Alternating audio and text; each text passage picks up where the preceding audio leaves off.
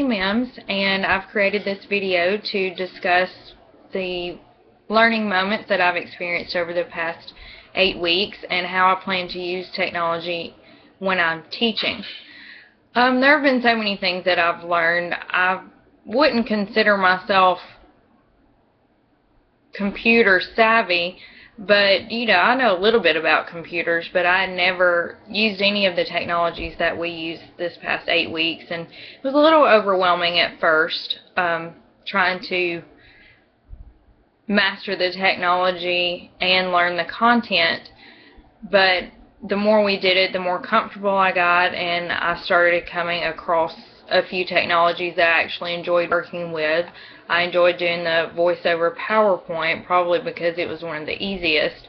And I really enjoyed Glogster. It's a fun, creative tool that both teachers and students can use. And I also enjoyed learning about simulations. Simulations are something that I've only ever dealt with low fidelity simulations, usually in CPR certification classes.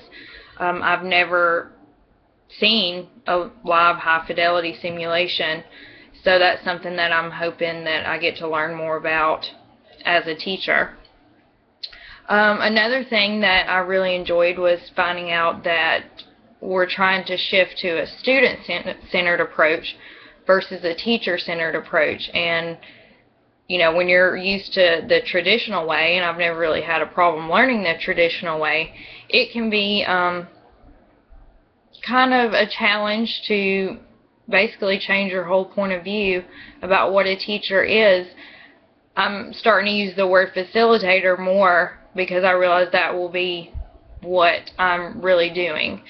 Because now, with all these technologies, students can learn and look up information for themselves, and so I just need to help them develop critical thinking skills, and so that will be a challenge for me, and I know a lot of these technologies can help me do that. Another thing I plan on doing is the flipped classroom, which is basically either recording my lectures or PowerPoint and putting it on YouTube so that my students can view this before they ever come to class, and that way we can make the most of the time spent in class. As I mentioned before, one thing I liked about Glogster was that not only can I teach with it, I can determine if my students have learned. When they create a Glogster, it can show if they've mastered the content. And Powtoon's another fun tool that I liked using, and it's something easy my students could do.